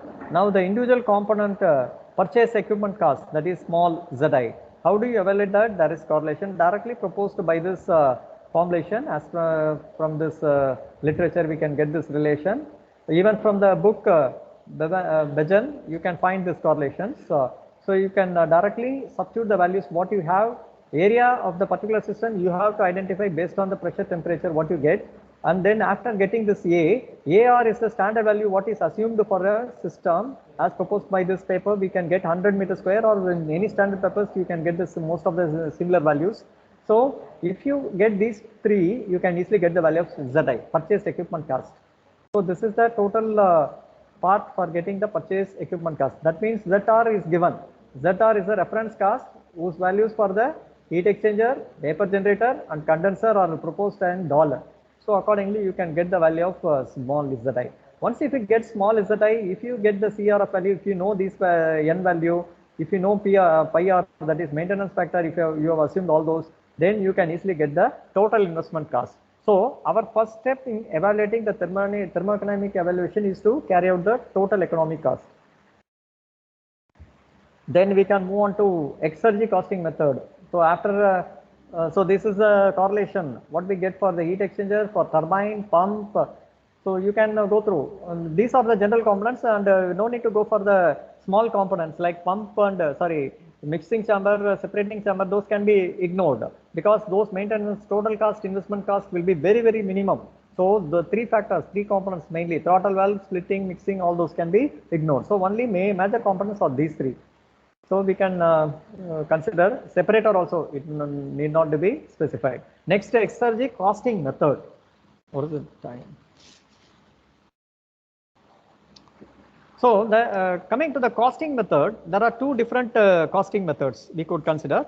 One is the traditional average costing method, and the next one is the specific cost Exergy costing method. And this is called as SPECO.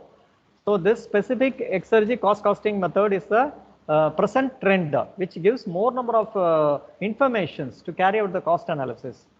So we will be choosing the SPECO analysis. So it will be having three different steps. One about identifying the Exergy streams, defining the fuel and product, and the last one is the cost balance. We have already come through these two in the earlier slides. Then the last one is the cost balance. So this is the three, and these detailed analysis have been evaluated using the SPECO, not the traditional method. That's why we will be using this SPECO. Next, for this is the important one. How do we evaluate the cost equations for the heat exchanger? Once if you evaluate the cost heat equations, your total thermoeconomic evaluation is going to be completed. So after getting the evaluation, you can go for the results. So cost equations for heat exchanger, for example, here this is the input stream plus output stream. So this is the cost, capital cost or else cost of the Exergy stream. So for example, input cost of the Exergy stream plus total cost of the heat particular component equals Exergy of the exit. So here what are this is the heat exchanger, you have 4 streams, 25, 26 is the hot stream, 19 and 20 is the cold stream. Now here among these 4 streams, I could say the input streams are 25 and 19, whereas the output streams are 20 and 26. So now I can put the cost equation like this: C25 plus C19 plus Z. Z is the total cost, which is equal to C20 plus C26. So this is the exit cost. So we can write the equation like this. So cost equation for an individual component can be written like this. This is the first thing, first component. Next, if you go for the other component, it is similar. So you can write the individual input plus total cost equals output. For example, here input is 1 stream, output is 2 streams. See, this 2 is the output and the total output WT is the another output. So here this 2 will be the output for the turbine. Now, even you can split this, sir. Here, excuse me, this is a splitter like this. That's capital C is nothing but product of small c into capital E. What is that small c? It is the average cost. This is the total cost. This is the average cost. Why I am converting the average cost? This is easy for us to evaluate the unknown variables. Even you can consider with the capital cost itself, if you be able to identify the variables easily. But if rather than considering the capital cost, if I am considering into average cost, I can make certain assumptions for particular components. The average cost, it has to be considered as constant, like mass balance. So if you consider C1 and C2, for example, if it is constant, then I can simplify this equation. Right, that is auxiliary equation. I will come to the next slide. Next, this is the total cost equations. Yeah, this is the auxiliary equation. See here, let you consider, this is very important slide. You can consider this is a heat exchanger. For heat exchanger, you can say you have already stated like the input cost of the Exergy stream and the total cost, and this is the output cost of the stream. Yeah, then I here convert this in terms of auxiliary cost. So average cost and average cost and Exergy is the product, it gives the total cost. So I converted. Now why I converted here? I can say here 25 equals 26. What is this auxiliary? This is the auxiliary equation. Auxiliary equation means here you can say if I want to consider the variables. See, when you take a result, I need to find out the variable values. How do I evaluate? I should consider the number of equations should be equal to the number of variables. For example, if 10 components are there, I should get 10 equations and 10 variables. If I get 10 equations with 15 variables, I cannot solve the problem. So that to consider that in linear equation format, in a matrix sum format, what we have to do? We have to consider the auxiliary equations. How do we fix the auxiliary equations? This is our question. See, for example, here for this component, how many number of product streams are there? That product outlet, this is the output stream. Output stream, number of output stream minus 1 becomes the auxiliary equation. For example, here in this component, you have 2 output. 2 output means 2 minus 1. You may have only 1 auxiliary. That's why C25 is the auxiliary. And C25 will be equal to C26 because to accompany the Exergy losses, you have to consider the total Exergy. That is average cost for the Exergy stream should be constant. That's why like mass balance, we will be considering this as constant. So T25 will be equal to C26. This is one. Similarly, you are considering auxiliary equation for the rest of the cases. For heat exchanger, you will be having only one auxiliary equation for all these cases. Next, you can continue with the second. All these are all heat exchangers. Now coming to turbine, here also you can consider two output minus 1. You will be getting only one auxiliary equation. And here we do consider for constant Exergy losses to be incurred, you have to consider C1 should be C2. That is average cost of 1 and 2 should be maintained as constant. Then we have to move on to the separator. Separator also we will be having two outputs. 4 and 5 are the outputs. So 2 minus 1 will be 1. So, and in pump you don't have two outputs. You will be having only one output. So 1 minus 1 will be 0. So there is no auxiliary equation in pump. So leave that. Then here for mixing chamber also. Whereas if you get only one output, you will be getting only one auxiliary equation. So you have to rule out the auxiliary equation. Sorry, you don't have one auxiliary equation, you have to rule out. So mixing chamber is 1 and similarly splitting chamber. Sorry, splitting chamber will be 2. 2 minus 1, 1. So this is the procedure for getting the auxiliary equation. So once if you consider all the auxiliary equation for both the systems, what you have to do, you have to sum up, you have to write the equation like how many number of components you are considering the system. Accordingly, you have to consider that much equations only, and you have to be consider the variables to the same. See, for example, for that purpose only we have considered the auxiliary equations, and even you can assume the hot average cost for the hot stream in certain cases.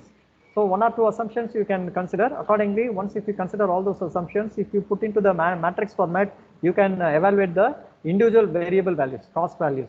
Like you can use the inverse matrix method or Gauss elimination or Gauss Jordan method. Any one of the methods you can use. Even in the any one of the methods, you can get the values for the cost. All these values, that is total cost as well as the ZT. I think you might have already got the value. You have to consider only the value of capital C and small c. So all those values you may get. After getting that, you have to consider the total table format. Like in the earlier case, before the conventional Exergy analysis, what we considered in the simple exergetic method, we have calculated up to the total Exergy. Now here we have included, we have replaced total Exergy, we have utilized Exergy physical chemical, and we have considered the cost. This is the total cost of the Exergy, and this is the average cost of the Exergy stream. All these values we have to summarize for the total number of points what we consider in the system, and then after then you have to go for the destruction cost for that is CI. This is the fuel destruction cost, and this is the product destruction cost. If you need, you can proceed with, but this is one of the variables which will show a detailed result of your system.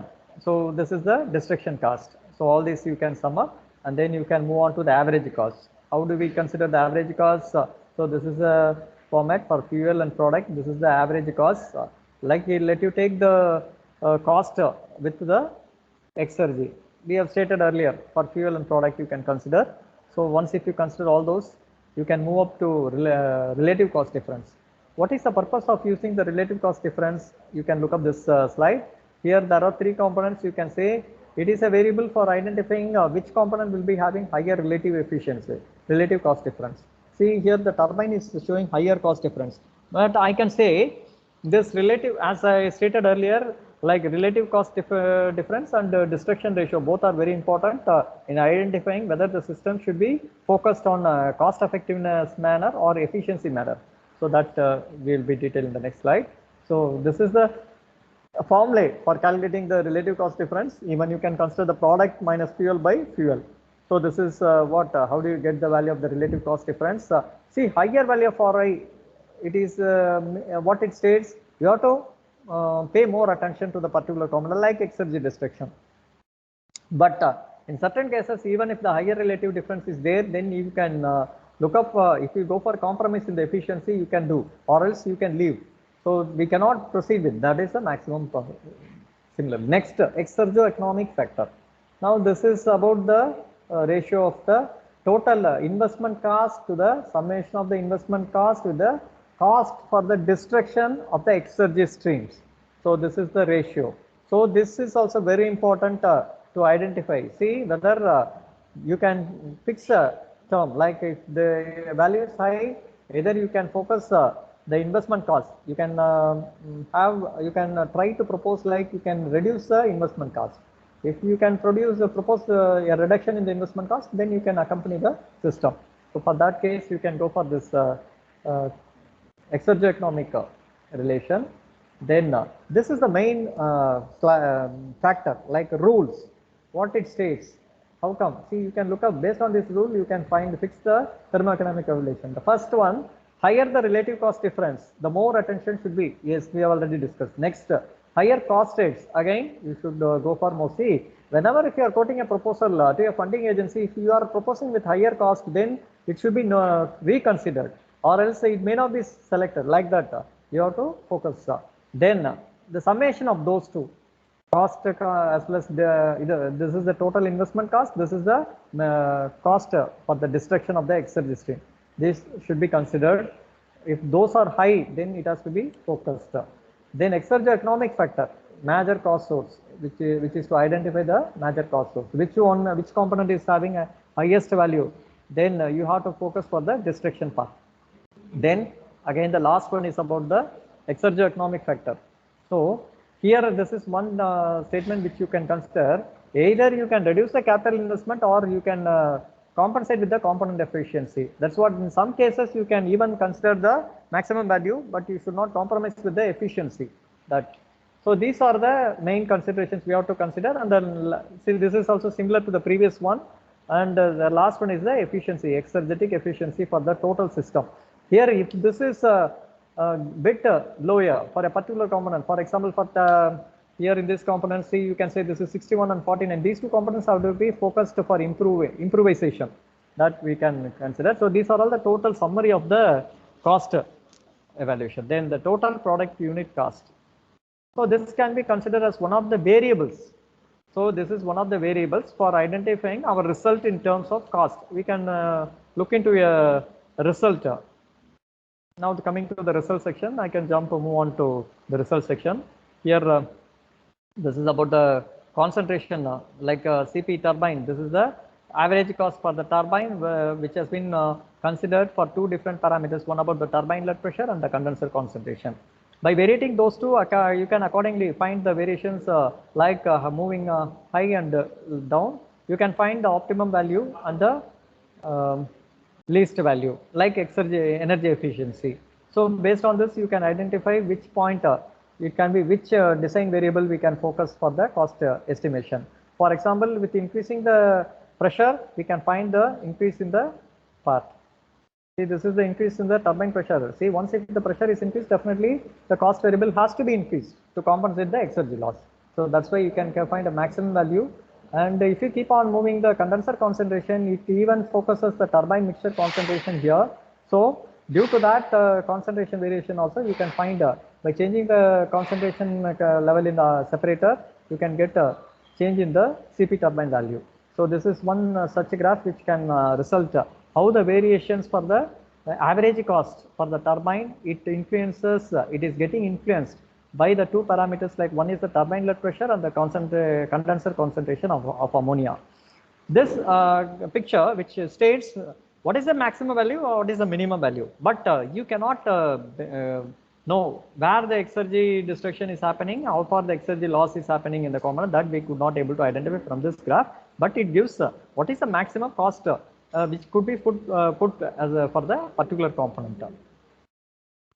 Similarly, this is another parameter we can, that's why as in the beginning slides I've shown the number of decision variables. You can change the decision variables based on the variations, you can consider the output. So this is another one such result. So this is based on the turbine inlet temperature and turbine inlet concentration, but you could find a decrease. The reason is here this system, in this system, upon increasing the outlet temperature, that is upon increasing the separator temperature, we could get a decrease in the value of the efficiency. So based on that only you could get the decrease in the cost. So that is one thing. Next, you could move on to the turbine. Same, you can go for with the next parameters. These are all various examples we could consider.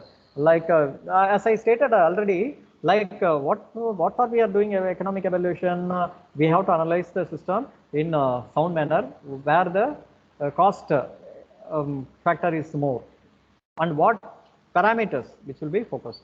So these are all the various parameters we could consider, but we could not consider all the parameters put into one publication. That's why we have to first analyze what are the various number of parameters we can try to focus, and as per that parameters you can go for the number of publications, but the methodology should be clear enough. Next, this is same turbine itself, you can consider more number of parameters and various publications.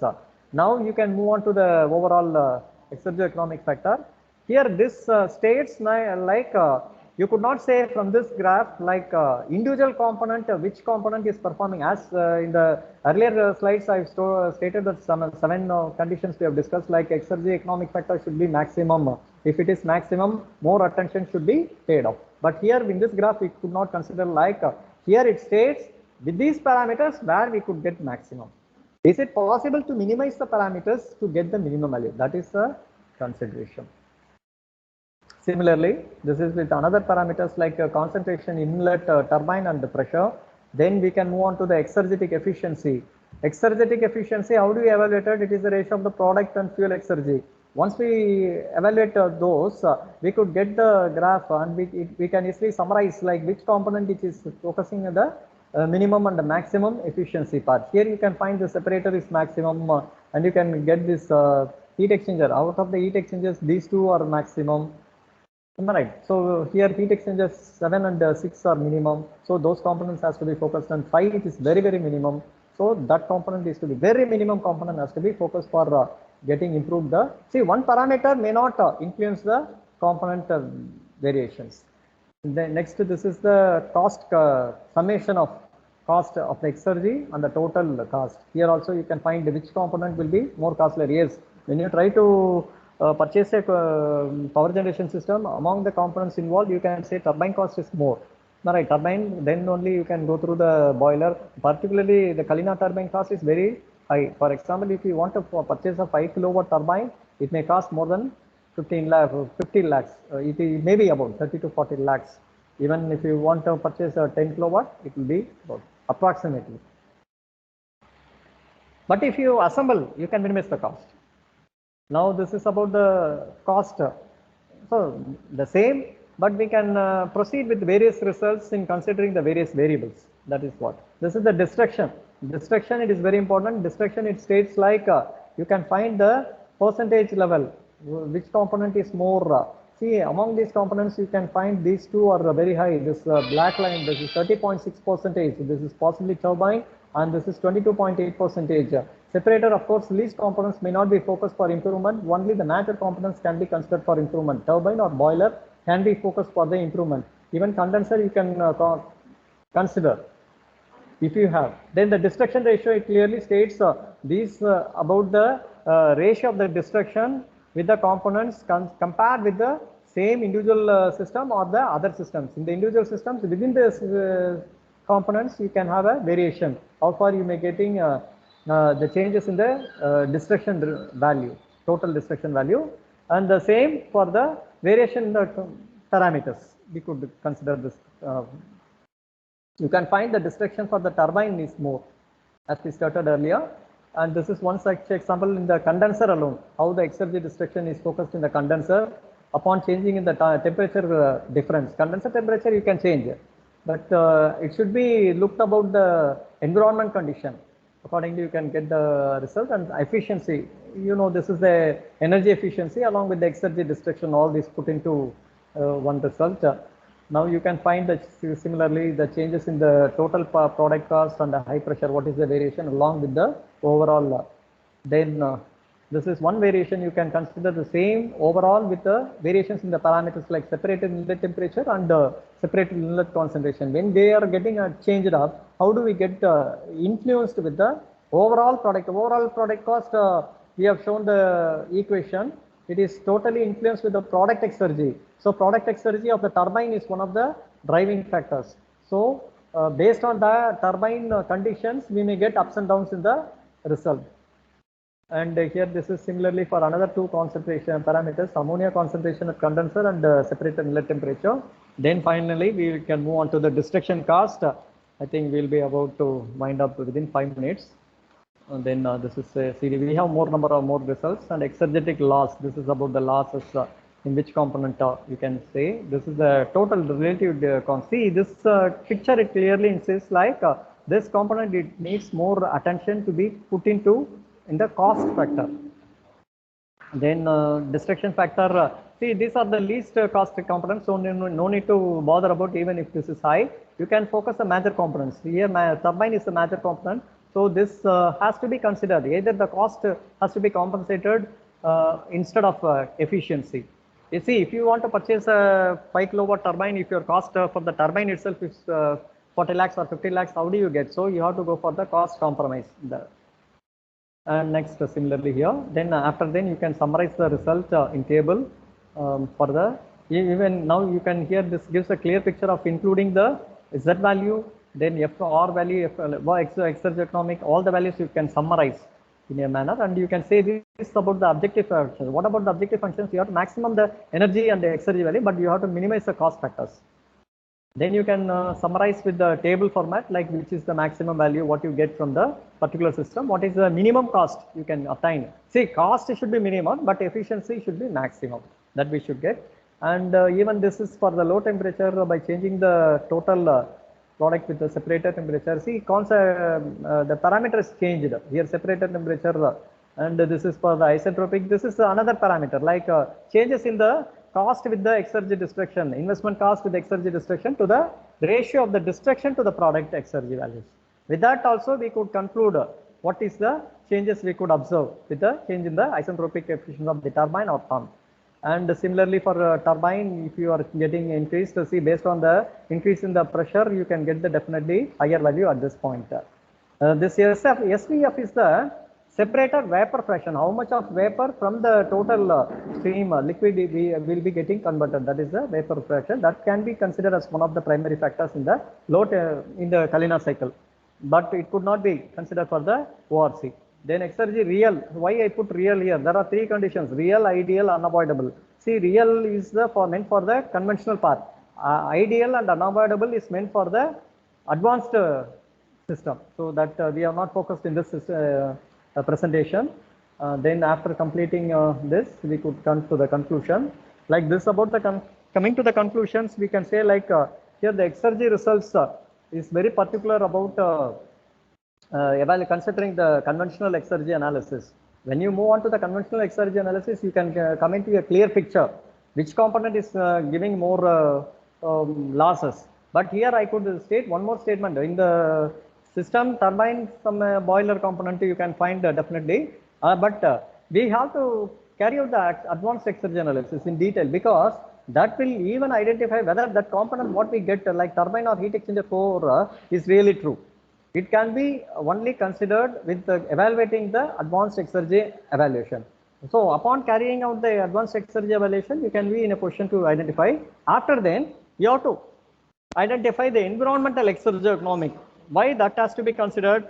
Because based on the environment conditions, whether the component values what we consider is identical or suitable, that we have to identify with the exergo environmental analysis. That is the next advanced level exergetic analysis. So with this, I could put a conclusion, and these are the references.